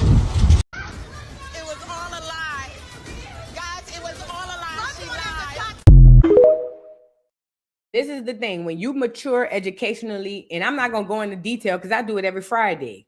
Every Friday on Educational Friday, we talk about stuff like this. Every single Friday, we talk about stuff just like this. That's what Educational Friday is all about. And I'm not going to go into the details about it because it's on the channel. Just go look. What I'm telling y'all is we got played, bro. And when I be seeing Bernice King and all them with that stupid ass shit, it grinds my gears because I have to think about it like this. Martin Luther King, after he stripped us of all of our economic rights and our freedoms, he went on about his business and went into the Poor People's Campaign. But the damage was already done. And then we get put Martin Luther King streets on every hood. We get all of these holidays. We get all of these murals of this man, not realizing they basically nanny boo-booing us. This the nigga we use to steal from you. Because it is what it is. It's a lot of Freemason stuff going on behind this. It is what it is. It wasn't what you thought it was. TK Kirkland had did a and they say this, he had an Yves Saint Laurent suit on in this picture. I don't know how true it is. But they say this suit was Yves Saint Laurent. Did y'all know that they got paid? I hope y'all know that. The Southern Christian Leadership Conference or Congress, whatever that group was, they got a whole doggone, how do you say? They got a whole annual check for coming around the world doing that stuff. Let's get into TK Kirkland saying about his family. Hold on. Because I need y'all to know this. I'm tired of we not in the 90s no more. We intelligent enough to be able to understand that we've been lied to. Anybody that don't want to hear the truth, know why. So Oswald wasn't making it to no right. No when court. Martin Luther King got died, they found out that the U.S. government was behind the death of Martin Luther King, and his children sued the government. And they won. The thing that most people don't know what the government did, not only when they shot Martin Luther King, he didn't die at the hospital. I mean, at the hotel. He died in the hospital because they came in and put a pillow over his face. What they don't talk about is how the government went to his brother's house, act like he drowned in the pool. Oh, what they don't talk about is how the same government went to the church of Martin Luther King, and she was in church, and they killed his mother. Oh man, they don't talk about that. As a matter of fact, shoot. Did y'all know that they ran up in a church and shot his mama up? Put a 3 in the chat if y'all knew that. Because I bet you a lot of people don't know that. Yeah. It's a lot of mess that was going on. Let me tell you what I believe my conspiracy theory brain is. See, you know, Mike was recruited by his father, Mike Sr., Martin Luther King Sr. Now, he is a Freemason, heavy into the cult. And also they Negro pens. So I can almost believe that he was sent here just for this. You gonna have a son and your son gonna be the next coming. And he said, okay, that's how deep these cults be. I'm pretty positive what happened was when the civil rights movement went off the way that it went. I don't know if Mike didn't like his cut. I don't know what went left, but whatever went left and Mike started talking about the poor people's campaign, I believe that them people, the powers that be said, oh yeah, all right. And just like they did the Kennedys, pop, pop, pop, pop, pop, pop, pop, pop, pop. And it wasn't just his mama. I want to say his brother got killed. Yay. Oh, yeah, they popped the whole family. What is you saying? They popped the whole family, my nigga, damn near. Yeah, they don't tell y'all about that dude. We talk about, should we look into that? Like, yeah, people anybody that's listening, Google it. It is the facts. This is the stuff they don't want to teach us. And like I said, I've always wondered why they want us to revere him so much. Why him more than any other people? And I get it. They wanted to paint Malcolm X as the militant one who's just always confrontational. But I was like, but even still, why do they push us toward doggone Martin Luther King? Because it's a nanny boo-boo. That's the way that they can throw back in our face. We stole your shit and we used this nigga to do it. The clear people don't want you to have real good role models. Why would they give you Martin Luther King? Everything I'm telling you, I'm employing everybody to get off this live and go research it on your own. I'm not doing all the research today because I've done it on many Educational Fridays. My people who done been here for Educational Friday, they know. The fact of the matter is this, that marriage was fake with Martin Luther King. He was allegedly beating on his wife. Allegedly, we know he was cheating on that hoe. Call it how it was. When we used to see footage of Coretta Scott King in a room with that nigga, she looked like she loathed that nigga. She looked like she couldn't stand that nigga. And she was there doing what she was told. Arranged marriages are so real, you niggas can't even fathom it because it's so above your pay grade. But they are real. Mike, aka Martin Luther King, was never who you thought he was. He was a servant for the powers that be. He was a communist and a person who wanted nothing more but to line the pockets of the people that served him. And it wasn't us. It wasn't us. All of that Martin Luther King this, Martin Luther King that. Y'all can have that. I don't want nothing to do with the nigga. And I don't give a damn the woulda, shoulda, couldas at the end. The damage was already done. Here go the Jews that he was hanging out with all the time. And it wasn't just him. It wasn't just him. I done showed y'all this before on Educational Friday as well. It wasn't just him. Even Meatball had the orange juice people behind him. All these people they got y'all looking up to, even the ones they tell y'all not to look up to, y'all don't understand the play. They all keep them an orange juice with them. And if we know the orange juice hate us, then why would they be with people who we supposed to be thinking love us and care for us? Y'all can have, I appreciate the day off, which I don't get the day off, but y'all can have the Martin Luther King thing. Please do your own research. Any and everything I'm saying, I employ everybody to do their own research, but it is factual information. When Bernice King come out and speak on everything except for Black America, it grinds my gears. When his fat ass son come out here looking stupid and stuff, it grinds my gears because we get told in the community that we ought to revere these people, not understanding that these people are the real reason why we stuck like Chuck. And I'm not putting it on his kids. I'm just putting it on the fact that we looking up to these people as if they did something for us. Them people ain't did nothing for us. They did everything to us, nothing for us. Nah. And I said what I said, but happy birthday, I guess. Happy birthday. Every time you see Bernice, y'all on here playing with my daddy, putting him on AI. Girl, fuck your daddy, to be completely honest.